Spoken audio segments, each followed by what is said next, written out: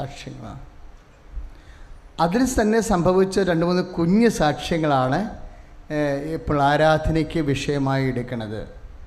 ആ വലിയ സാക്ഷ്യങ്ങളുടെ കൂട്ടത്തിൽ 2 കുഞ്ഞ് സാക്ഷ്യം ഉണ്ടായിരുന്നു. ഒന്നെന്താണ് സംഭവം? 52 കൊല്ലമായിട്ട് വഴി കിട്ടാത്ത സ്ഥലം അല്ലേ? അവിടെ എന്താ അവർ ചെയ്തത്? കൊണ്ടുപോയി കൊടി നാട്ടി. അതാണ് സംഭവം. എന്ത് കൊടി? കൃപാസനത്തിൻ്റെ കൊടി. അതിൻ്റെ അർത്ഥം ഞാൻ നിങ്ങളോട് പറയാം എന്താ സംഭവിച്ചതെന്ന്. ആരും പോയി കൊടിയൊന്നും മേടിച്ചേക്കരുത്, കൊടി തരത്തുമില്ല. കൊടി നിങ്ങൾക്കുള്ളതല്ല. കൊടി മത്സ്യത്തൊഴിലാളി മേഖലയിൽ കൃപാസനം 89 തൊട്ട് പ്രവർത്തിച്ചപ്പോൾ അവർക്ക് വേണ്ടി കർത്താവ് തന്ന ഒരു ദാനമായിരുന്നു. എല്ലാ വള്ളത്തേലും കൊടി കിട്ടും. എന്തിനായിരുന്നു? അന്ന് ഞാൻ കടലോര കൺവെൻഷൻ നടത്തുമ്പോൾ 1.5 ലക്ഷം ആൾക്കാരിങ്ങനെ കടലോരത്ത് വന്ന് ഇതുപോലെ നിറഞ്ഞു നിൽക്കും. അവരുടെ വള്ളങ്ങളെല്ലാം കടലിൽ കൊടിയും വെച്ച് കിടക്കും. അപ്പം കൊടി കടലോരത്ത് വെച്ച് കൊടുത്തുകൊണ്ടിരുന്നതാണ്. കൊടുക്കുമ്പോൾ ഞാൻ അവരോട് പറയുമായിരുന്നു, കൊടി എന്താണ്? കൊടി ഒരു അടയാളമാണ്. എന്തിൻ്റെ അടയാളമാണ്? അധികാരത്തിൻ്റെ അടയാളമാണ്. ആരുടെ അധികാരം? ഈശോയുടെ അധികാരം. ഈ വള്ളം ഒരു കൊടി നാട്ടുമ്പോൾ ആ വള്ളത്തിന് ഇനി ആർക്കാണ് അധികാരമുള്ളത്? ഈശോയ്ക്ക്. അവിടെ സാത്താന് അധികാരമില്ല.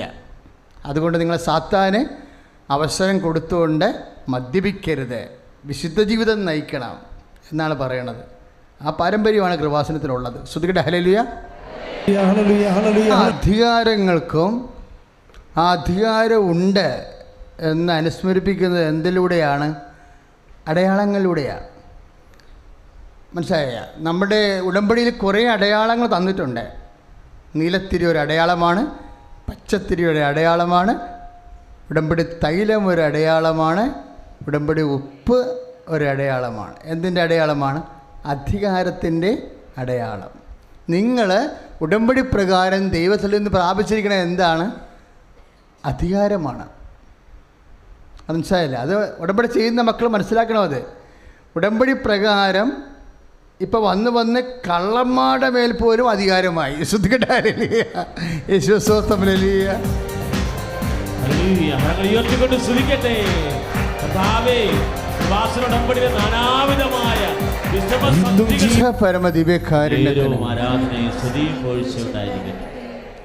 ഈശോനോടും ചോദിക്കണത് എന്താണ്? നിനക്ക് അധികാരമുണ്ടെങ്കിൽ അതിൻ്റെ അടയാളം കാണിച്ചു തരാനാണ് പറയണത് അവരെ, ഇല്ലേ? ദേവാലയം കർത്താവ് ശുദ്ധീകരിച്ചപ്പോൾ ഫരിസേയരും ദേവാലയ പ്രമാണികളും വന്ന് ഈശോനോട് ചോദിച്ചത് എന്താണ്? ഇത് നിനക്ക് ഈ അധികാരം ഉണ്ടെന്നുള്ളതിന് നീ എന്ത് അടയാളമാണ് കാണിക്കുക, അല്ലേ? യോഹന്നാൻ്റെ സുവിശേഷത്തിലെ 2-ാം അധ്യായം 18-ാമത്തെ തിരുവചനം. ഈ അധികാരം നിനക്കുണ്ട് എന്നതിന് എന്തടയാളമാണ് നീ കാണിക്കുക?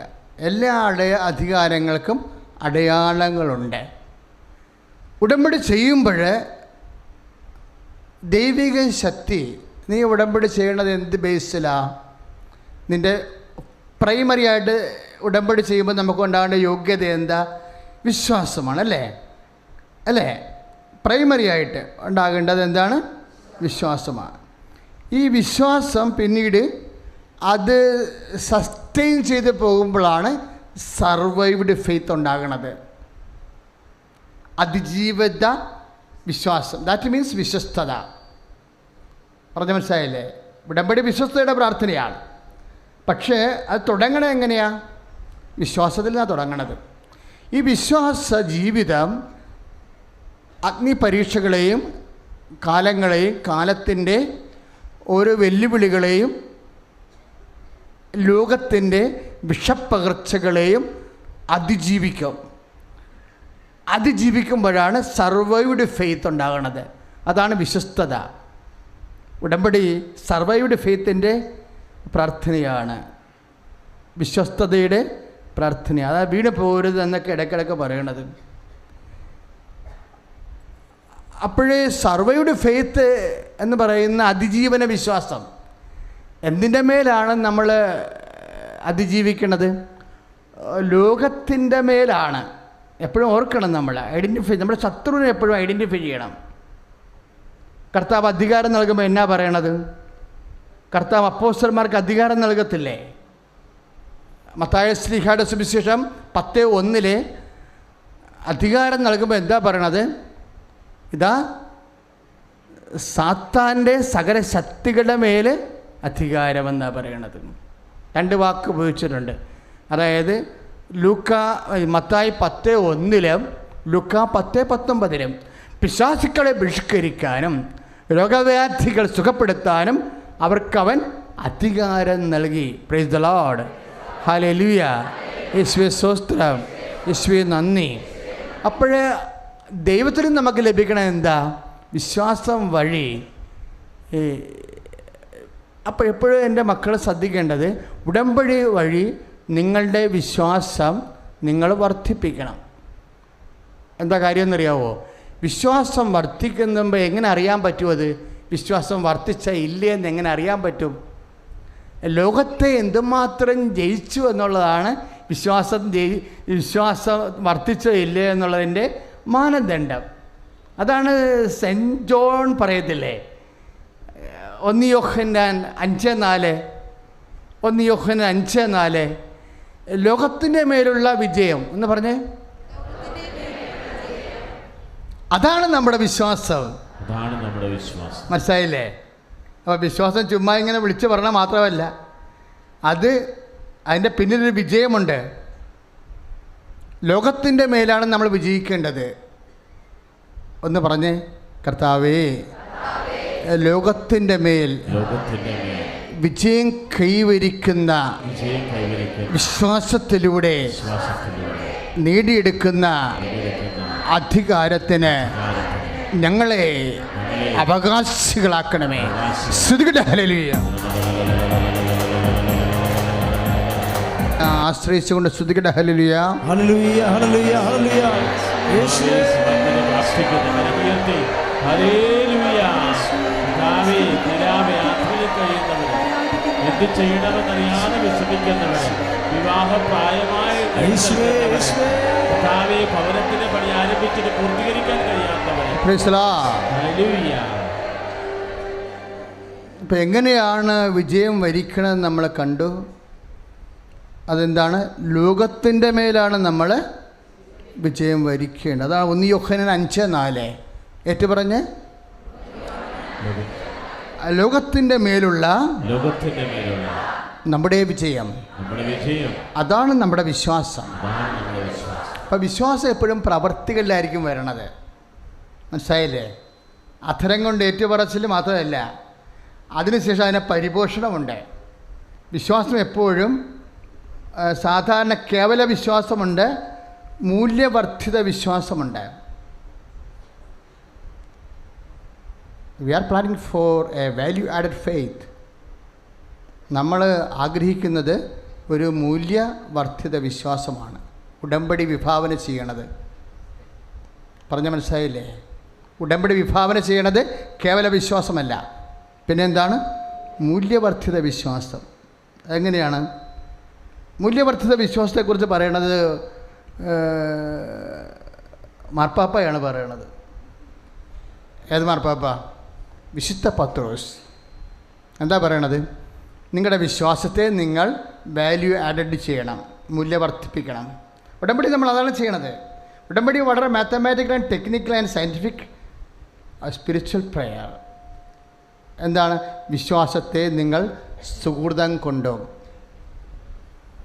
സുഹൃതത്തെ ജ്ഞാനം കൊണ്ടും, ജ്ഞാനത്തെ ആത്മസംയമനം കൊണ്ടും, ആത്മസംയമനത്തെ ക്ഷമ കൊണ്ടും, ക്ഷമയെ സഹോദര സ്നേഹം കൊണ്ടും, സഹോദര സ്നേഹത്തെ ഉപ്പവി കൊണ്ടും സമ്പൂർണ്ണമാക്കുവിൻ.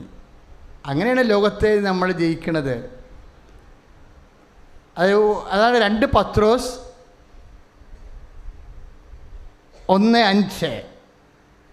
2 പത്രോസ് 1:5. ഇപ്പം നമ്മൾ പറഞ്ഞില്ലേ, 1 യോഹന്നാൻ 5:4 പറഞ്ഞില്ലേ? എന്നാ പറഞ്ഞത്? ലോകത്തിൻ്റെ മേലുള്ള നമ്മുടെ വിജയം, അതാണ് നമ്മുടെ വിശ്വാസമെന്ന്. ആ യോഹന്നാൻ പറഞ്ഞ സ്ഥലത്താണ് പത്രോസ് തുടങ്ങണത്. ലോകത്തിൻ്റെ മേൽ എങ്ങനെ വിജയിക്കാം, അതാണ് പത്രോസ് പറയണത്. അത് 2 പത്രോസ് 1:5 പറയണത്. എന്താ പറയണത്? ലോകത്തിന് മേൽ എങ്ങനെ വിജയിക്കാം. എങ്ങനെ വിജയിക്കാം? വിശ്വാസത്തെ സുഹൃതം കൊണ്ടും. പറഞ്ഞേ,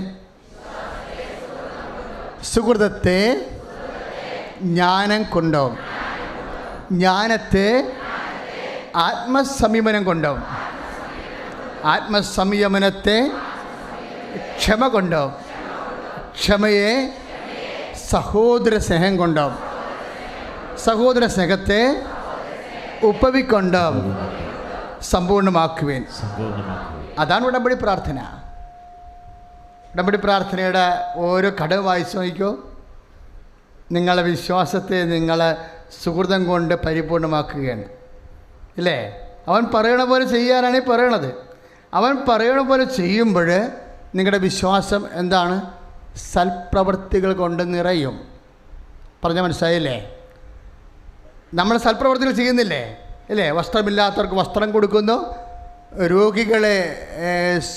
രോഗികൾക്ക് അവരെ സന്ദർശിക്കുന്നു, അവരെ നമ്മൾ പരിചരിക്കുന്നു.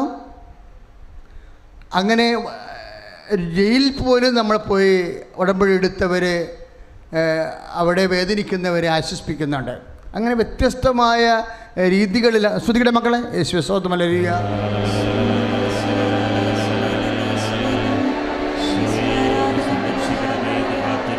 അല്ലേ?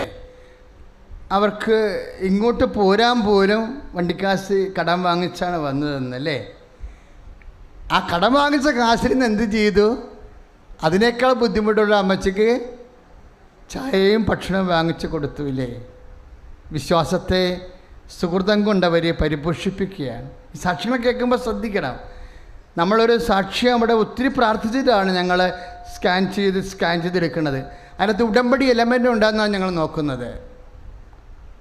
അത് ജനറൽ സാക്ഷ്യമാണ്, പർട്ടിക്കുലർ ടു ഉടമ്പടിയാണെന്ന് നോക്കൂ എപ്പോഴും. അപ്പോൾ അവർ വിശ്വാസത്തെ എന്ത് ചെയ്ത്? സുഹൃതം കൊണ്ട്, സൽപ്രവൃത്തികൾ കൊണ്ട്. പക്ഷേ സൽപ്രവൃത്തികൾക്ക് ഒരു പ്രശ്നമുണ്ട്, അത് നിങ്ങൾ ശ്രദ്ധിക്കണം. നമ്മൾ ക്രിസ്ത്യൻസ് സൽപ്രവൃത്തികൾ ചെയ്യാൻ അച്ഛൻ നേരത്തെ പറഞ്ഞിട്ടുണ്ട്. വി ആർ നോട്ട് ലയബിൾ, നമ്മൾ ബാധ്യസ്ഥരല്ല. എന്താ അങ്ങനെ പറയാൻ കാരണം? നമ്മൾ ചെയ്യേണ്ട എന്ത് പ്രവൃത്തികളാണ്? സൽപ്രവൃത്തികളുടെ പ്രശ്നം എന്താ? സൽപ്രവൃത്തി ശരീരത്തെയാണ് പരിപോഷിപ്പിക്കുന്നത്. ശരീരം സെമിത്തേരിയിൽ വെച്ച് മണ്ണോട് മണ്ണായിത്തീരും, ഇല്ലേ? നമ്മൾ ചെയ്യേണ്ട എന്ത് പ്രവൃത്തികളാണ്? കൃപാവര പ്രവൃത്തികളാണ്. വ്യത്യാസമുണ്ട്. ഈ തമ്മിൽ വ്യത്യാസം അറിഞ്ഞില്ലെങ്കിൽ നിങ്ങൾ ജീവിതകാലം മുഴുവൻ സൽപ്രവൃത്തികൾ തന്നെ ചെയ്യും. സൽപ്രവൃത്തികളെന്ന് പറയണത് നമുക്കറിയാമല്ലോ. പൗലോസ് ഈ വിഷയം സംസാരിച്ചപ്പോൾ എന്നാ പറഞ്ഞെന്നറിയാവോ?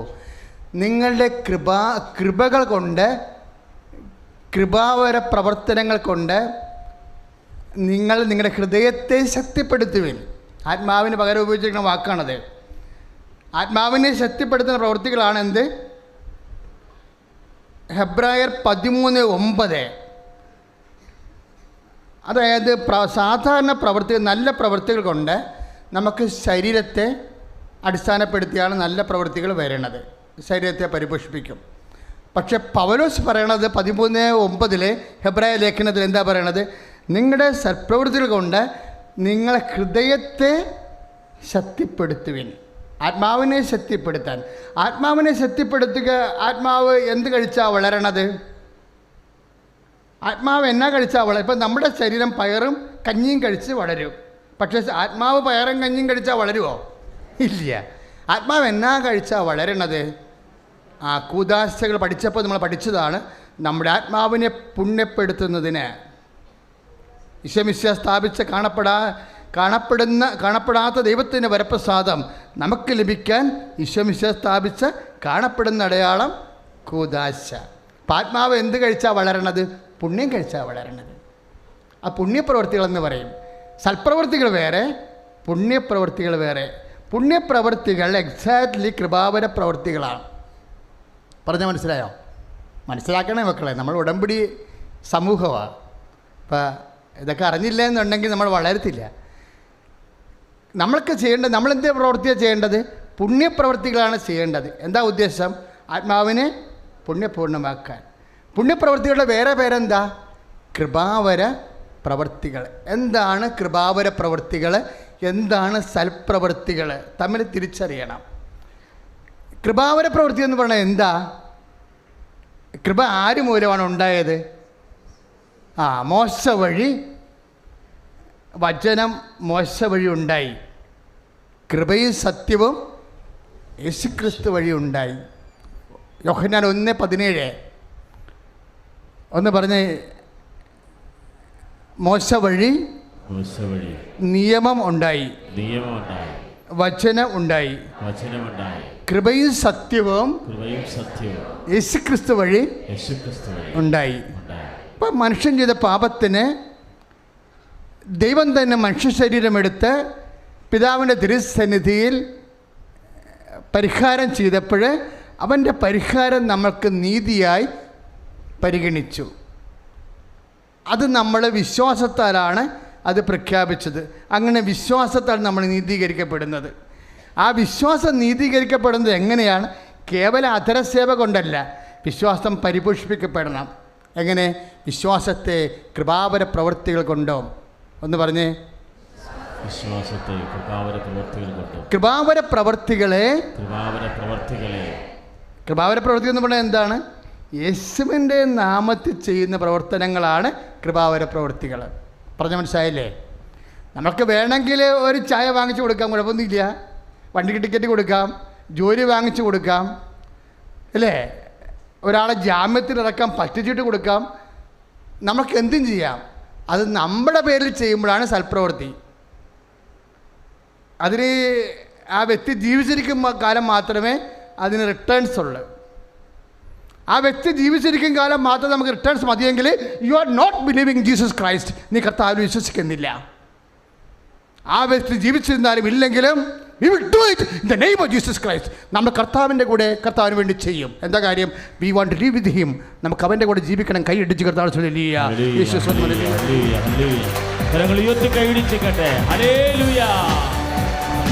ദൈവമേ, അവിടുത്തെ സാന്നിധ്യം അഭിഷേക വചനങ്ങളാൽ വെളിപ്പെടുത്തി നന്ദി പറയുന്നു.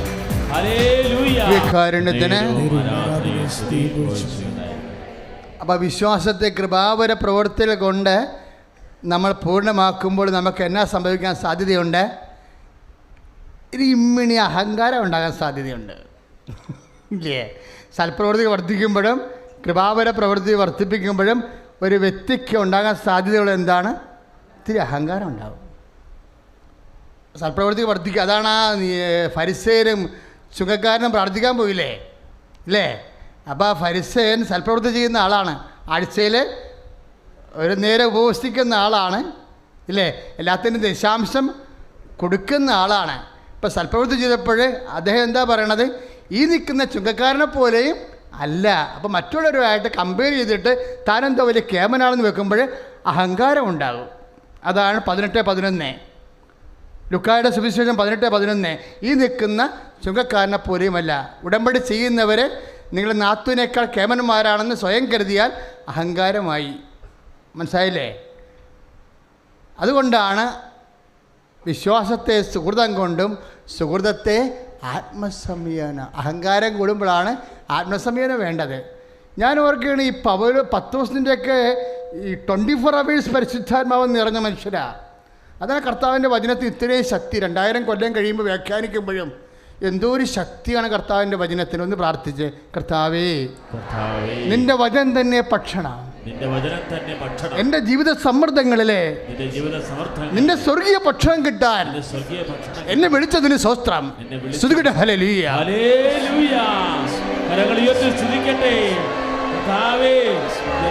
വചനം ഭക്ഷിച്ച് അഭിഷേകവും ശക്തിയും കൃപയും പ്രാപിച്ചതുപോലെ അങ്ങയുടെ വചനം ഭക്ഷിച്ച് ശക്തി പ്രാപിക്കാം. സുഹൃതത്തെ ആത്മസംയമനം കൊണ്ടും ആത്മസംയമനത്തെ ക്ഷമ കൊണ്ടും. ക്ഷമ എന്ന് പറഞ്ഞാൽ എന്താ? ഉടമ്പടി എടുക്കുന്നവർക്ക് ഇത്തിരി ക്ഷമ വേണം കേട്ടോ. ചില കാര്യങ്ങൾക്ക് ഇത്തിരി അതിൻ്റെതായിട്ടുള്ള ടൈം എടുക്കും. അതിൻ്റെതായിട്ടില്ല. ഇപ്പോൾ വാഴ കൊലച്ച് കഴിഞ്ഞാൽ ഉടനെ പഴമാകുമോ? ഇല്ല, ചില കാര്യങ്ങൾക്ക് അതിൻ്റെ ടൈം എടുക്കും. ക്ഷമിക്കുന്ന സ്നേഹമാണ് ക്ഷമ, പ്രത്യാശിക്കുന്ന സ്നേഹമാണ് സൗമ്യത. ക്ഷമയുടെ ചേട്ടനാണ് സൗമ്യത. പരിശുദ്ധാത്മാവിൻ്റെ ഫലമാണ് രണ്ടും. ക്ഷമിക്കുന്ന സ്നേഹമാണ് ക്ഷമ, പ്രത്യാശിക്കുന്ന ക്ഷമയാണ്, ക്ഷമയോടെ പ്രത്യാശിക്കുന്നതാണ് സൗമ്യത. ഇതെല്ലാം ഒരു പ്രകൃതിയാണ്. എന്തിൻ്റെ പ്രകൃതി? ഈ പ്രകൃതി ദൈവസ്വഭാവത്തിൻ്റെ പ്രകൃതിയാണ്. ഇങ്ങനെയാണ് ദൈവസ്വഭാവം ഉണ്ടാകുന്നത്. And grace after all built upon nature. കൃപ എവിടെയാണ് ഒരു മനുഷ്യനെ ഇൻഡൊല്ല് ചെയ്യണത്? അവൻ്റെ പ്രകൃതിയിലാണ്. ഈ പ്രകൃതി മാറ്റത്തിൻ്റെ പ്രാർത്ഥനയാണ് ഉടമ്പടി. അതുകൊണ്ടാണ് പത്രോസ് പറയണത് ദൈവസ്വഭാവത്തിൽ പങ്കുചേരാൻ വേണ്ടിയെന്നാണ് ആ വചനം. ഒന്ന് ശ്രദ്ധിക്കട്ടെ മക്കളെ. യേശുസ്തോത്രം, ഹല്ലേലൂയ. പത്രോസിൻ്റെ രണ്ടാമത്തെ ലേഖനം 1:4. ദുരാശ മൂലം ലോകത്തിലുണ്ടാകുന്ന വിനാശത്തിൽ നിന്ന് രക്ഷപ്പെട്ട് ദൈവിക സ്വഭാവത്തിൽ നിങ്ങൾ പങ്കുകാരാകുന്നതിന് നിങ്ങളുടെ വിശ്വാസത്തെ സുഹൃതം കൊണ്ടും. Praise the Lord. അപ്പോൾ എന്തിനാണ് വിശ്വാസത്തെ സുഹൃതം കൊണ്ട്, സുഹൃതത്തെ ആത്മസംയമനം കൊണ്ട് നമ്മൾ സമ്പൂർണ്ണമാക്കുന്നത്? എന്തിനു വേണ്ടിയാണ്? ദൈവസ്വഭാവത്തിൽ പങ്കുകാരാകാനാണ്. ദൈവസ്വഭാവത്തിൽ പങ്കുകാരാകുമ്പോൾ എന്നാ സംഭവിക്കും? ഗ്രേസ്, കൃപയുടെ ദൈവശാസ്ത്രം അതാണ്. Grace built upon the nature. പ്രകൃതിയിലാണ് കൃപ പെരുകണതെന്ന്. അപ്പോൾ നമ്മൾ കാലാന്തരത്തിൽ കൃപയുടെ ഫുൾനെസ് അറിയാമല്ലോ. അമ്മയോട് എന്നാ മലാക്ക പറഞ്ഞത്? Hail Mary full of grace. 1:28 Lucas വിശേഷം. അപ്പോൾ കൃപ ഇങ്ങനെ കൂടിക്കൂടി വരുന്നത് കൊണ്ടാണല്ലോ ഫുള്ളെന്ന് പറയാൻ കാര്യം, അല്ലെങ്കിൽ ഹാഫെന്നോ എന്നൊക്കെ പറയാമല്ലോ. അപ്പോൾ കൃപയ്ക്കൊരളവുണ്ട്. അത് നമ്മുടെ ലക്ഷ്യം എന്താണ്? അമ്മയിൽ ആർജിച്ച അതേ കൃപ ഉടമ്പടി എടുക്കുമ്പോൾ മരിയൻ ഉടമ്പടി പ്രകാരം അമ്മയെ ആർജിച്ച കൃപയുടെ പൂർണ്ണതയിൽ എത്തിച്ചേരണം. അതാണ് കർത്താവ് ആഗ്രഹിക്കണം നമ്മളിൽ നിന്ന്. അതിനാണ് ഈ ഉടമ്പടി നമ്മളെ പൂർണ്ണരാക്കുന്നത്. ഇത് ബൈബിൾ ഇതിനെ വിജയം എന്നാണ് പറയണത്. അതാണ് എല്ലാ വിശ്വാസത്തിൽ നമ്മൾ സുഹൃത്തത്തിലേക്ക് പോകുന്നു, സുഹൃത്തത്തിൽ നമ്മൾ ആത്മസംയമനത്തിലേക്ക് പോകുന്നു, ആത്മസംയമനത്തിൽ നമ്മൾ ക്ഷമയിലേക്ക് പോകുന്നു, ക്ഷമയിൽ നിന്ന് നമ്മൾ സഹോദര സ്നേഹത്തിലേക്ക് പോകുന്നു, സഹോദര സ്നേഹത്തിൽ നിന്ന് നമ്മൾ ഉപവിയിലേക്ക് പോകുമ്പോൾ വിശ്വാസ ജീവിതം പൂർണ്ണമാകും. ലോകത്തെ നമ്മൾ 1 യോഹന്നാൻ 5:4 അനുസരിച്ചുകൊണ്ട് നമ്മൾ വിജയം വരിക്കും. ആ വിജയം വരിക്കുന്നതിനെ സംബന്ധിച്ചിടത്തോളാണ് വെളിപാട് പറയുന്നത്. ശ്രുതികട്ടെ, ഹല്ലേലൂയ.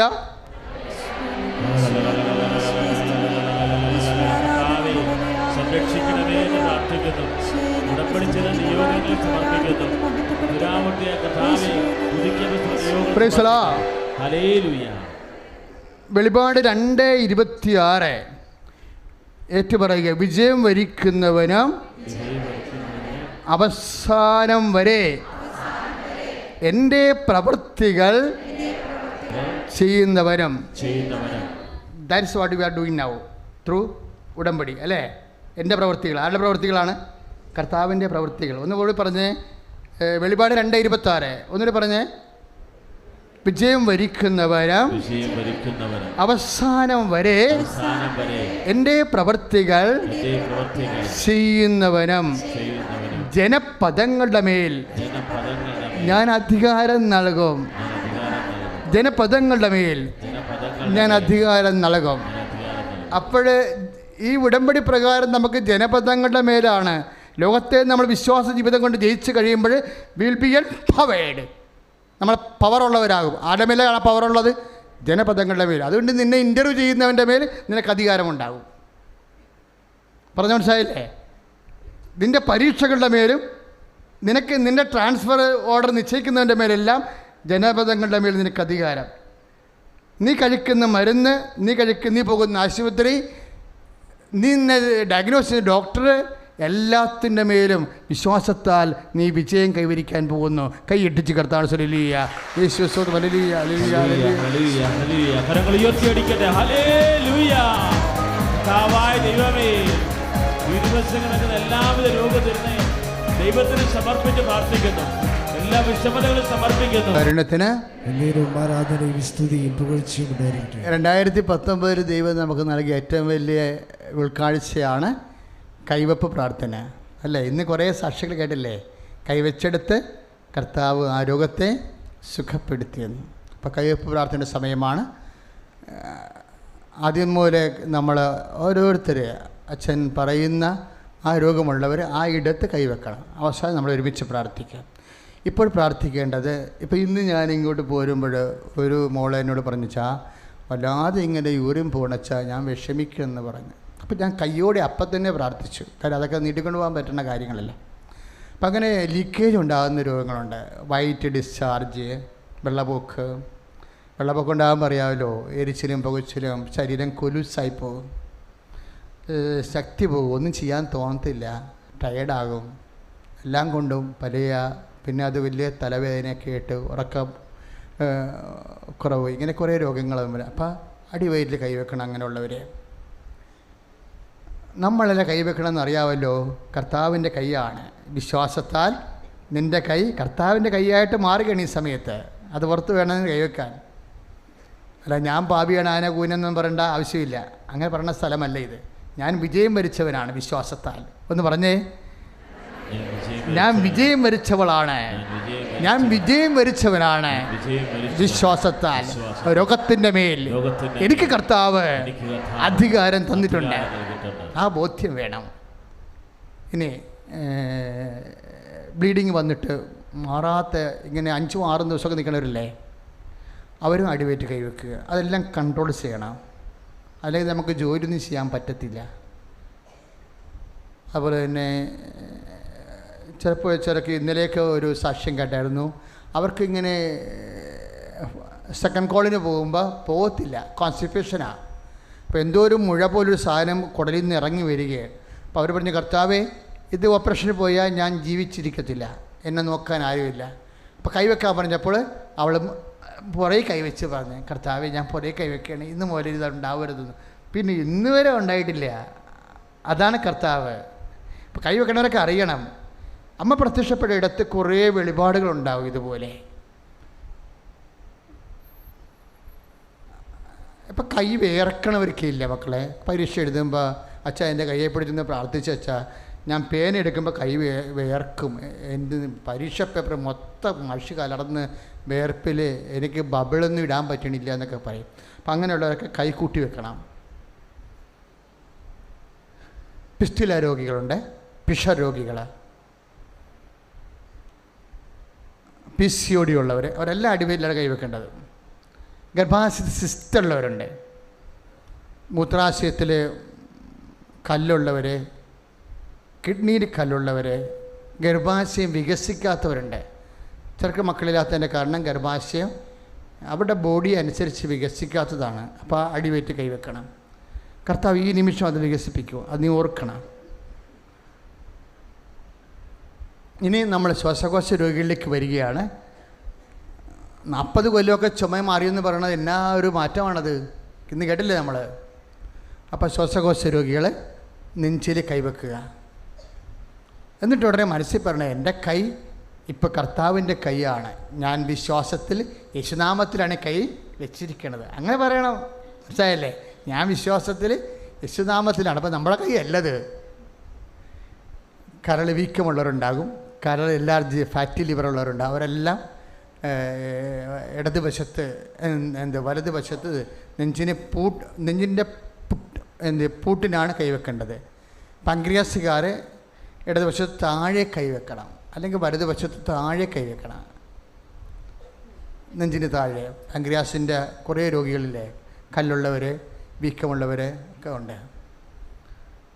ഈ നിമിഷം അവർ സുഖപ്പെട്ട് കർത്താവിൻ്റെ അൾത്താരെ കയറി എനിക്കും ഉടമ്പടിയുടെ സാക്ഷിയാകാൻ സാധിക്കും, അമ്മേ എന്നെ സഹായിക്കണേ, എനിക്ക് വേണ്ടി നിമിഷം നീ കൈവച്ച് കഴിഞ്ഞാൽ ഉടനെ അമ്മയോട് പ്രാർത്ഥിച്ചുകൊണ്ടിരിക്കണം. അമ്മേ എനിക്ക് വേണ്ടി ഇപ്പോൾ പ്രാർത്ഥിക്കണമേ, പ്രാർത്ഥനയുടെ സമയത്ത് ഈശോ എന്നെ തൊടാൻ ഇടയാക്കണമേ, എൻ്റെ കൈകളെ ഈശോൻ്റെ കൈകളാക്കി മാറ്റണമേ എന്നൊക്കെ പ്രാർത്ഥിച്ചുകൊണ്ടിരിക്കേണ്ട സമയമാണ്.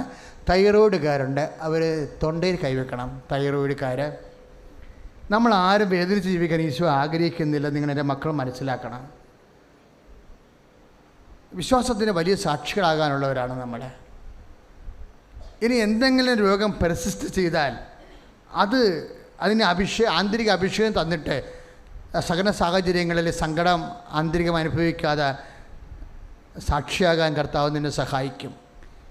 ആന ചെരിഞ്ഞാലും 12,000, നിന്നാലും 12,000 എന്ന് പറഞ്ഞ പോലെ പ്രാർത്ഥന അങ്ങനെയാണ്. ചില പ്രാർത്ഥന കേട്ടില്ലെങ്കിൽ പോലും അതിൻ്റെ ബദൽ ഗിഫ്റ്റ് ഉണ്ട്, അതിൻ്റെ ആന്തരിക ഇന്നർ ഹീലിംഗ് ഉണ്ട്. അപ്പോൾ അതുകൊണ്ട് ആ സകല സാഹചര്യം കർത്താവ് അനുവദിക്കത്തോളം കാലം തുടർന്നു കൊണ്ടുപോകാൻ നിൻ്റെ അഗ്നിയിലൂടെ നടന്നാലും അഗ്നി നിന്നെ വിഴുങ്ങാത്ത രീതിയിൽ കർത്താവ് ആന്തരികമായിട്ട് നിന്നെ അഭിഷേകം ചെയ്യാം. അപ്പോൾ ആ ബോധം എൻ്റെ മക്കൾക്ക് ഈ വിഷയത്തിലുണ്ടാവണം. നടുവേദനക്കാർ, കിഡ്നി രോഗികൾ, ക്രിയാറ്റിൻ കൂടിയുള്ളവർ, ഇപ്പോൾ 8-9 ക്രിയാറ്റിൻ ഉണ്ടായിരുന്നു, ഇന്നലെ നോർമലായിട്ട് സാക്ഷ്യം പറഞ്ഞിട്ടുണ്ട് ഇവിടെ. അപ്പോൾ അവർ ഇടത് 2 കിഡ്നിയും നടുഭാഗത്താണ് കൈവെക്കേണ്ടത്. അച്ഛൻ കൈവച്ചിരിക്കണ പോലെ വെക്കണം. അച്ഛനോട് ചേർന്ന് പ്രാർത്ഥിക്കർത്താവായ ദൈവമേ, പരിശുദ്ധ അമ്മയുടെ മധ്യസ്ഥത്തിലെ ഈശോയുടെ നാമത്തിലെ ഞാൻ വിശ്വാസത്തോടെ എൻ്റെ രോഗമുള്ള ഇടങ്ങളിലെ കൈവെക്കുന്ന എൻ്റെ കൈകളെ ഇപ്പോൾ ഈശോയുടെ കൈകളായി മാറ്റണമേ. യേശു നാമത്തിലെ 32 കൊല്ലം അർപ്പിച്ച കൃപാനയുടെ ശക്തിയായി കൃപാസനത്താറയിലെ പ്രത്യക്ഷപ്പെട്ട പരിശുദ്ധ അമ്മയുടെ മധ്യസ്ഥത്തിലെ ജീവനോട് എഴുന്നള്ളിയിരിക്കുന്ന ദിവ്യകൃപാനയുടെ നാമത്തിലെ ഞാൻ സൗഖ്യം പ്രാപിക്കട്ടെ.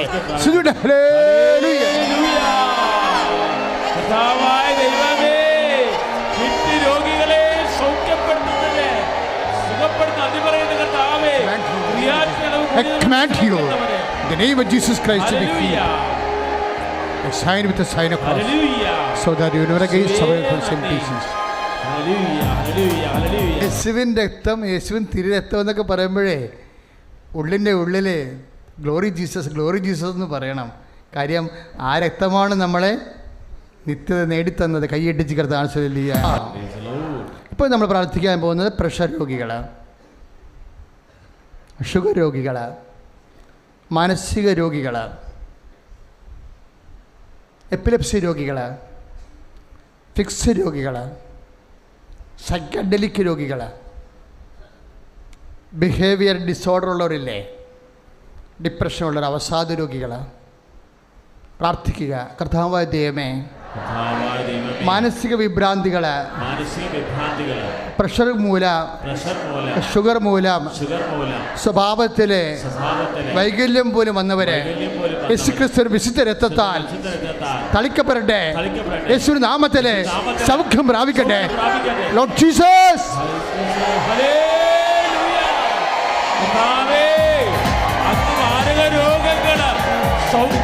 പ്രിയപ്പെട്ടവരെ,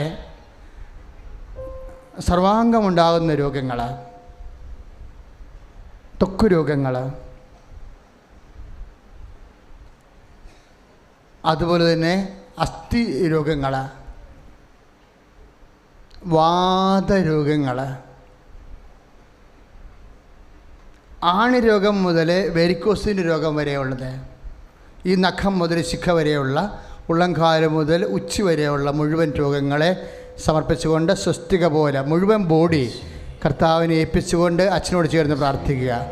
കർത്താവായ ദൈവമേ, എൻ്റെ ഉള്ളംകാല് മുതൽ ഉച്ചി വരെയുള്ള മുഴുവൻ രോഗങ്ങളെ, ശരീരഭാഗങ്ങളെ ദിവ്യകൃപാനയിൽ എഴുന്നള്ളിയിരിക്കുന്ന കർത്താവിൻ്റെ രക്തത്താൽ യേശുവിന്റെ നാമത്തിലെ ഞാൻ സൗഖ്യമാകട്ടെ.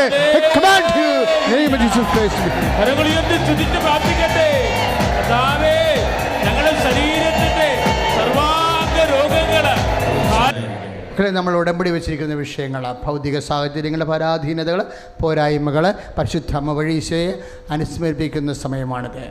ജോലിയില്ലാത്തവരെ, വീടില്ലാത്തവർ, സ്ഥലം ഇല്ലാത്തവർ, വഴി ഇല്ലാത്തവർ, നൈപുണ്യ പരീക്ഷകൾ, യോഗ്യതാ പരീക്ഷകൾ, മത്സര പരീക്ഷകൾ ഒരുങ്ങുന്നവർ, എഴുതിക്കഴിഞ്ഞവർ, റിസൾട്ട് പ്രതീക്ഷിക്കുന്നവർ, റിക്കൗണ്ടിങ്ങിന് കൊടുത്തവർ, റിവാലുവേഷന് കൊടുത്തുവിട്ടുള്ളവർ, ഇൻ്റർവ്യൂ ടെസ്റ്റുകളെല്ലാം ഡേറ്റ് ഇട്ടിട്ടുള്ളവർ, അത് നോക്കി പാർക്കുന്നവർ, കയറിപ്പോകാൻ വേണ്ടി വിസ പ്രതീക്ഷിക്കുന്നവർ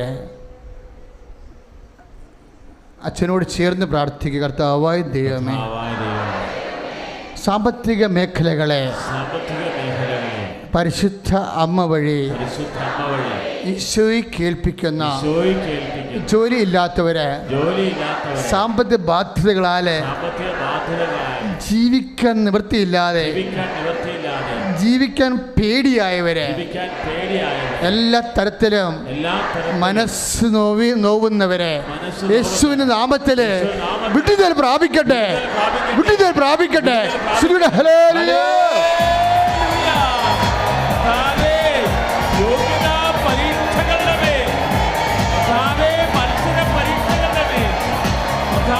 ദൈവത്തിന്റെ സാന്നിധ്യം വെളിപ്പെടുത്തണമേ, ദൈവത്തിന്റെ കൃപ ചൊരിയണമേ.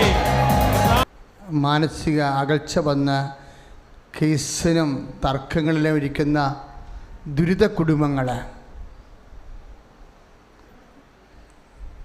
ഉള്ള മക്കൾക്ക് രോഗമുള്ളവരും മക്കളില്ലാത്തവരെ ഭാഗ ഉടമ്പടി നടക്കാത്തവരെ കേസിലകപ്പെട്ടിരിക്കുന്നവരെ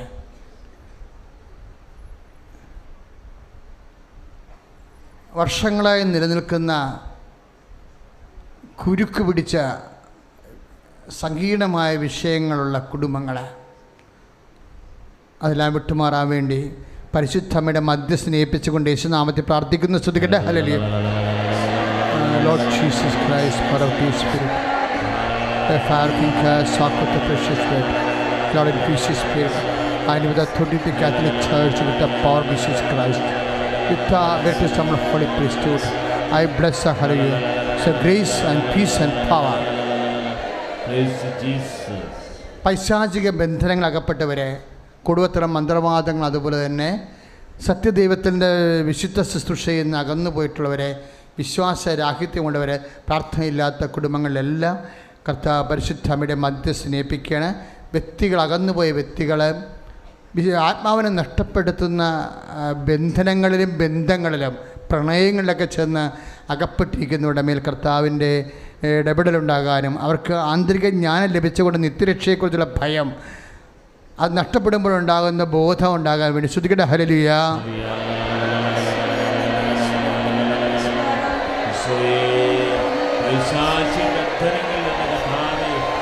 Lord Jesus, power of your Spirit, I command you, in the name of Jesus Christ, to be healed.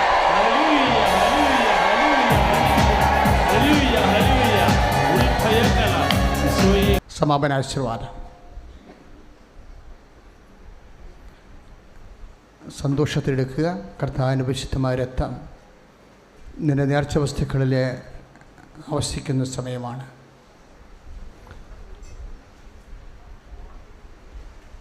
പത്രം വാങ്ങിക്കാത്തവർ പത്രം ആശീർവദിച്ച ശേഷം വെച്ചിരിക്കുകയാണ്. ഇപ്പോഴും പത്രത്തെ ആശീർവദിക്കാൻ പോവുകയാണ്. പത്രം വാങ്ങിച്ചുകൊണ്ട് തന്നെയാണ് നിങ്ങൾ ഭവനങ്ങളിലേക്ക് മടങ്ങേണ്ടത്. സൽപ്രവൃത്തി, കൃപാവര പ്രവൃത്തി താമസിക്കരുതെന്ന് എൻ്റെ അർത്ഥം.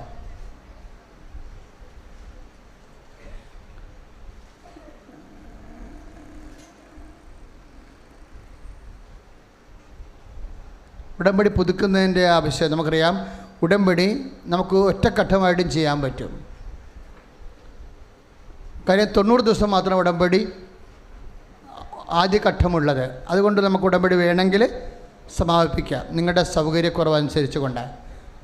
സൗകര്യമില്ലാത്തവർ ഉടമ്പടി നീട്ടിക്കൊണ്ടു പോകേണ്ട കാര്യമില്ല. ഉടമ്പടി 90 ദിവസത്തെ പ്രാർത്ഥനയാണ്.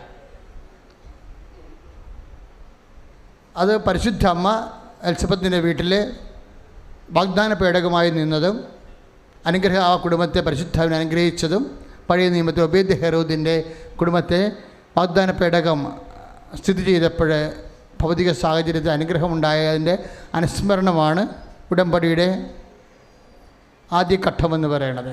അതാണ് 90 ദിവസം. അപ്പോൾ 90 ദിവസം കഴിഞ്ഞാൽ നിങ്ങൾക്ക് ആവശ്യക്കാർക്ക് ആ ഉടമ്പടിയിൽ നിലനിൽക്കണമെന്ന് ആഗ്രഹമുള്ളവർക്ക് അത് പുതുക്കാവുന്നതാണ്. ഒന്നാമത്തെ പുതുക്കലും രണ്ടാമത്തെ പുതുക്കലും ഈസിയായിട്ട് നടക്കും. കാര്യം മെസ്സേജ് അച്ഛനുമായിട്ട് കൗൺസിലിംഗ് വരണത് ഈ 6 മാസം വരെ 3ാമത്തെ തൊട്ടാണ് തുടങ്ങണത്. കാരണം ഈ വർഷം പുതിയ വർഷമല്ലേ. അപ്പോൾ പുതിയ വർഷത്തിൽ നല്ല ആയിരക്കണക്കിന് ആൾക്കാർ ഉടമ്പടി ചെയ്തിട്ടുണ്ട്. അപ്പോൾ ഉടമ്പടിയിൽ നിലനിൽക്കുന്നവരെ ആണ് അച്ഛൻ അത്യാവശ്യ സമയത്ത് മെസ്സേജ് കൊടുക്കണത്. പ്രാർത്ഥിച്ച് മെസ്സേജ് ഉണ്ടെങ്കിൽ കൊടുക്കും. അപ്പോൾ 3ാമത് തൊട്ടാണ് മെസ്സേജ് തുടങ്ങണത്. അപ്പോൾ അതുകൊണ്ട് 1ഉം 2ഉം പുതുക്കൽ ഈസിയാണ്. നിങ്ങളുടെ കയ്യിൽ ഉടമ്പടി പ്രാർത്ഥന ഉടമ്പടി കൂടിയതിൻ്റെ രസീതുണ്ടെങ്കിൽ കൗണ്ടറിൽ നിന്ന് 6ാം കൗണ്ടറിൽ നിന്ന് മറ്റേ ഈസി ആയിട്ട് അത് പുതുക്കി തരും. പക്ഷേ 3ാമത്തെ സമയം മുതൽ നിങ്ങൾ സാക്ഷ്യം എഴുതി കൊടുക്കണം. കാര്യം ഉടമ്പടി 3ാം ഘട്ടത്തിലേക്ക് പ്രവേശിക്കുന്ന ആൾക്ക് ആ വ്യക്തിക്ക് സാക്ഷ്യം ഉണ്ടായില്ലെങ്കിൽ പിന്നെ 3ാം ഘട്ടത്തിലേക്ക് നമ്മൾ പ്രൊമോട്ട് ചെയ്യേണ്ട കാര്യമില്ല. അതുകൊണ്ട് നിങ്ങൾ തീക്ഷ്ണമായിട്ട് കൃത്യമായിട്ട് പ്രാർത്ഥിച്ച് കൃത്യമായി ഉപവസിച്ച് കൃത്യമായിട്ട് സൽപ്രവൃത്തി ചെയ്ത് കൃപാവര പ്രവൃത്തി ചെയ്ത് പ്രാർത്ഥന മുടക്കാതെ കറക്റ്റ് 5:30 തന്നെ എഴുന്നേറ്റ് 6 മണിക്കുള്ളിൽ പ്രാർത്ഥന അവസാനിപ്പിച്ച് രാത്രിയും പ്രാർത്ഥിച്ച് പ്രേക്ഷിത പ്രവർത്തനം ചെയ്ത് കറക്റ്റ് ചെയ്യണം. കാര്യം അത് വിശ്വസ്തയുടെ പ്രാർത്ഥനയാണ്. അപ്പോൾ അത് അങ്ങനെ വരുമ്പോൾ തീർച്ചയായിട്ടും 3ാം ഘട്ടത്തിൽ നിങ്ങൾക്ക് എഴുതി കൊടുക്കാം. പിന്നെ ജലദോഷപ്പനി മാറി മുട്ടപ്പനി മാറി എന്നൊക്കെ എഴുതി കൊടുത്താൽ അംഗീകരിക്കത്തില്ല. ഉടമ്പടി ഫീച്ചേഴ്സ് ഉണ്ടാകണം. Not by merit but by grace. അതാണ് ഉടമ്പടി ഫീച്ചർ എന്ന് പറയുന്നത്. നിൻ്റെ കഴിവല്ല, ദൈവത്തിൻ്റെ കൃപ കൊണ്ട് മാത്രം. And then I will come with you. കർത്താവ് നിൻ്റെ കൂടെ വന്നു എന്നതിൻ്റെ തെളിവ്. അതാണ് 2ാമത്തത്. പിന്നെ എന്താണ്, അതുപോലെ തന്നെയാണ് ഉടമ്പടി തൈലങ്ങൾ. അതെന്താണ്, ഞാൻ നിൻ്റെ കൂടെ വരും എന്നുള്ളതിൻ്റെ അധികാരത്തിൻ്റെ അടയാളങ്ങളായിട്ടാണ് ഉപ്പും തൈലമൊക്കെ കാശുരമൊക്കെ നിനക്ക് കിട്ടിയിരിക്കുന്നത്. അത് എക്സിക്യൂട്ട് ചെയ്യാനുള്ള വിശ്വാസം നീ എങ്ങനെ പ്രാപിക്കണമെന്ന് വർദ്ധിപ്പിക്കണമെന്നാണ് ഇന്ന് സംസാരിച്ചിരിക്കുന്നത്. ഈ ഹോംവർക്കുകളെല്ലാം കൃത്യമായിട്ട് കേട്ട് ചെയ്യണം. കാര്യം ദൈവം നമുക്ക് നൽകുന്ന ജ്ഞാനത്തിൻ്റെ വാതിൽ അമ്മ പ്രത്യക്ഷപ്പെട്ടതിൻ്റെ ആനുകൂല്യമായിട്ട് നമുക്ക് ലഭിക്കുന്നതാണ്. അപ്പം അതുകൊണ്ട് ആധ്യാത്മികമായിട്ട് വളരാൻ ഉദ്ദേശിക്കുന്നവർ അതിൻ്റെ സാങ്കേതികമായ വിഷയങ്ങൾ ശ്രദ്ധയോടെ പാഠപുസ്തകം പോലെ പഠിക്കേണ്ടതാണ്. അതുകൊണ്ടാണ് യൂട്യൂബിൽ ഒരു പ്രാവശ്യം കേട്ടാൽ പോരാ, 1, 2, 3 പ്രാവശ്യമൊക്കെ അത് പഠിക്കണം. കേട്ട് പഠിക്കണം. എങ്ങനെ? അപ്പം നിങ്ങൾ അറിയാതെ ഇങ്ങനെ വളരും. നിത്യത വരെ നിലനിൽക്കുന്നതല്ലേ എൻ്റെ ഗുണങ്ങൾ. നിത്യത വരെയല്ലേ എൻ്റെ നിലനിൽക്കുന്നത്.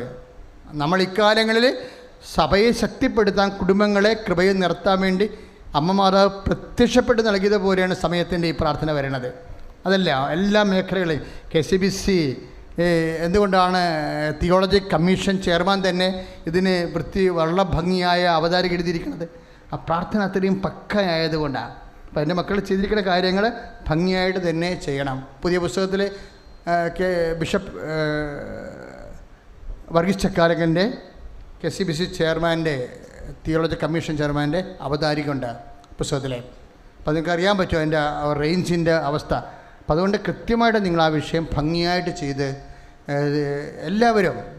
പിന്നെ അതുപോലെ തന്നെ ശ്രദ്ധിക്കേണ്ട കാര്യം, 4ാമത്തെ പുതുക്കലെന്ന് പറയണത്, ഇന്ന് 60 സാക്ഷ്യം നമുക്ക് കിട്ടിയ 20 സാക്ഷ്യം മാക്സിമം 25 പറയിപ്പിക്കാനുള്ള സമയമേ ഉള്ളൂ ഇവിടെ. അപ്പം അതുകൊണ്ട് ബാക്കിയുള്ള 35 സാക്ഷ്യങ്ങൾ ഞങ്ങൾ സൂക്ഷിച്ചു വെച്ചിട്ടുണ്ട്. അത് ബ്രദർ എഡ്വേർഡിനോട് ചോദിച്ചാൽ നിങ്ങൾക്ക് കിട്ടും. അത് അവർക്ക് വേണമെങ്കിൽ ബുധൻ തൊട്ട് ഞായറാഴ്ച വരെയുള്ള സമയങ്ങളിൽ സാക്ഷ്യമായിട്ട് പറയാവുന്നതാണ്. അപ്പോൾ അവർ സാക്ഷ്യം പറയാൻ ഞങ്ങൾ എഴുതി കൊടുത്തിട്ട് നമുക്ക് പറയിപ്പിച്ചില്ല എന്ന് പറയരുത്. നമുക്ക് സമയപരിധിയുണ്ട്. ഉടമ്പടി ഫീച്ചേഴ്സ് കൂടുതലുള്ള സാക്ഷ്യങ്ങളാണ് നമ്മൾ മെയിൻ ഓൾട്ടറിൽ പറയിപ്പിക്കുന്നത്. അപ്പോൾ 4ാമത്തെ പുതുക്കുന്നതിന് ആ സാക്ഷ്യം ഇവിടെ ദിവസങ്ങളിൽ പറഞ്ഞാൽ മതിയാവും. അപ്പോൾ ബ്രദർ ചീട്ട് തരുമ്പോൾ കൗൺസിലർ 4ാമത് പുതുക്കി തരും. 5ാമത് പുതുക്കണത് ഈ ഉടമ്പടിയുടെ 4 ഘട്ടങ്ങളും പുതുക്കി കഴിഞ്ഞതിന് ശേഷം ഓൾട്ടറിൽ ലൈവായിട്ട് സാക്ഷ്യം പറയണം. അതായത് മുഴുവൻ ഉടമ്പടിയുടെ പവറായിരിക്കും അത്. ആ സാക്ഷ്യം നിങ്ങൾ യൂട്യൂബിൽ വന്നിരിക്കുന്നത് കൗണ്ടറിൽ കാണിക്കുമ്പോഴാണ് 5ാമത് പുതുക്കിയിട്ട് നീലപത്രം തന്നത് ഉടമ്പടി. ഇപ്പോൾ ചില ആൾക്കാരുടെയൊക്കെ നീലപത്രം ഇരിപ്പുണ്ടെങ്കിലും അതൊക്കെ ഇന്നാക്റ്റീവാണ്. കാര്യം അവരാരും സാക്ഷ്യം പറഞ്ഞിട്ടില്ല. നീലപത്രം പൂർത്തിയാക്കിയത് മാത്രമേ ഉള്ളൂ, പ്രൊസീഡിങ്സിന് മുന്നോട്ട് പോകത്തില്ല. കാര്യം എന്ന് വെച്ച് കഴിഞ്ഞാൽ സാക്ഷ്യം പറഞ്ഞിട്ട് കഴിഞ്ഞാൽ നീലപത്രക്കാർ സാക്ഷ്യം പറഞ്ഞാൽ തീർച്ചയായിട്ടും കൗണ്ടറിൽ വന്നിട്ട് അത് കാണിച്ചിട്ട് അത് ആക്ടിവിറ്റി ചെയ്ത് എടുക്കണം, സീൽ ചെയ്തെടുക്കണം. ഞങ്ങൾ സാക്ഷ്യം പറഞ്ഞു. അപ്പോൾ ആ കംപ്ലീറ്റ് ഉടമ്പടി എന്ന് പറയുന്നത് അവർക്കുള്ള ഗുണമെന്ന് പറയുന്നത് ഒരു ക്രൈസിസ് വന്നാൽ ഏത് സമയത്ത് അത്യാവശ്യ സമയത്തൊക്കെ ഒരു മെസ്സേജ് കൗൺസിലേക്ക് പോകാൻ പറ്റും നമുക്ക്. കാര്യം നിങ്ങൾ ഉടമ്പടിയിൽ ഇൻവെസ്റ്റ് ചെയ്തിരിക്കുന്ന സമയത്തിന് ആനുപാതികമായിട്ടാണ് കൗൺസിലിംഗ് സമയം അച്ഛനുൾപ്പെടെയുള്ളവർ തരണത്. ഇപ്പോൾ അതുകൊണ്ട് എപ്പോഴും നമ്മൾ വളരെ ശ്രദ്ധിക്കണം. കാര്യം ഇത്രയും ആൾക്കാർ ഉടമ്പടി ചെയ്യണതല്ലേ, ആയിരക്കണക്കിന് ആൾക്കാർ. അപ്പോൾ അതിനകത്ത് എപ്പോഴും ഏറ്റവും കൂടുതൽ ഉടമ്പടിയോട് വിശ്വസ്തത കാണിച്ചിട്ടുള്ള ആൾക്കാരെയാണ് കൗൺസിലിങ്ങിലേക്ക് മാറ്റുന്നത്. അപ്പോൾ അതുകൊണ്ടുള്ള പുതുക്കൽ വളരെ സീരിയസ് വിഷയം തന്നെയാണ്. ബാക്കിയുള്ള കാര്യങ്ങൾ പ്രത്യേകിച്ച് സംസാരിക്കും. നേർച്ച വസ്തു ഉയർത്തിപ്പിടിക്കുക. കൃപാസനം ഉടമ്പടി നേർച്ച വസ്തുക്കൾ നമ്മുടെ മതിൽക്കെട്ടിൻ്റെ ഉള്ളിൽ മാത്രമേ ഉള്ളൂ. പുറത്തുള്ള നാട്ടുകാർ വിൽക്കുന്ന വിൽപ്പന വസ്തുക്കളില്ലേ, അതൊന്നും കൃപാസനമായിട്ട് ഒരു ബന്ധമില്ലാത്തതാണ്. അത് കൃപാസനത്തിനായിട്ട് ഉപയോഗിക്കാനും പാടില്ല. നിങ്ങൾക്ക് സ്വന്തമായിട്ട് അത് അവരൊക്കെ ഭക്ഷണം കഴിക്കാൻ വേണ്ടിയാണ്, കുഞ്ഞുങ്ങളെ വളർത്താൻ വേണ്ടിയാണ് അതൊക്കെ ചെയ്യണത്. അങ്ങനെയുള്ള കാരുണ്യം ഉണ്ടെങ്കിൽ അതുപോലെ ചെയ്യാം. പക്ഷേ കൃപാസനത്തിൻ്റെ ഒന്നുമല്ല. അതെപ്പോഴും ഓർത്ത് വേണം. കൃപാസനത്തിൻ്റെത് ഓരോ നേർച്ച വസ്തു നിങ്ങളുടെ മുമ്പിൽ എത്തുമ്പോൾ എത്രയോ പ്രാവശ്യത്തെ ഉപവാസ പ്രാർത്ഥനയും എത്രയോ പ്രാവശ്യത്തെ ആശീർവാദം കഴിഞ്ഞാൽ എത്തണമെന്ന് നിങ്ങൾ ഓർക്കണം. അതാണ് അതിൻ്റെ സാക്ഷ്യത്തിൻ്റെ ശക്തി. വിശ്വാസ പ്രമാണം ചെയ്യട്ടെ.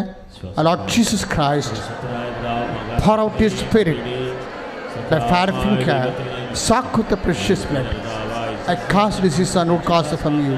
By God the Father Almighty, who made heaven and earth in the day, let the devices for device legends, Satan's attacks and machinations, be dispelled and torn apart from me.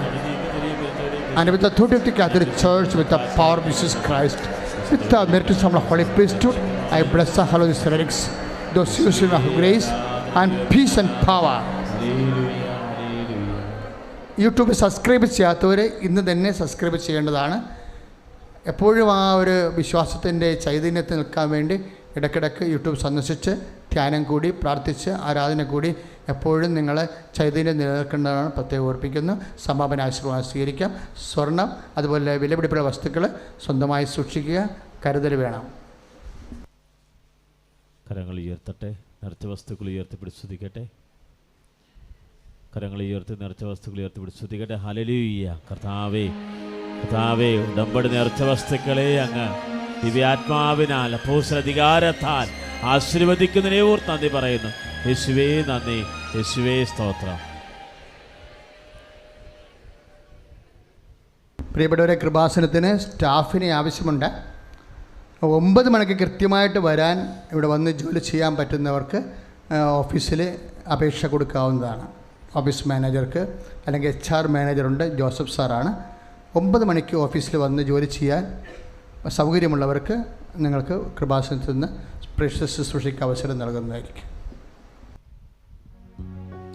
കരങ്ങൾ ഉയർത്തിക്കൊണ്ട് സ്തുതിക്കട്ടെ. Hallelujah, hallelujah.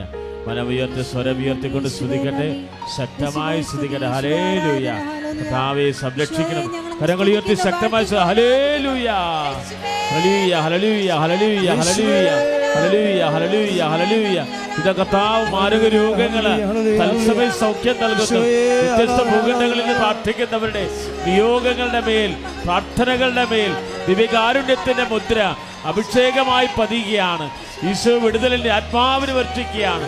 സൗഖ്യം വർഷിക്കപ്പെടുന്നു. ഈശോ അനുശ്രവദിക്കുകയാണ്. യേശുവേ ആരാധന, യേശുവേ ആരാധന.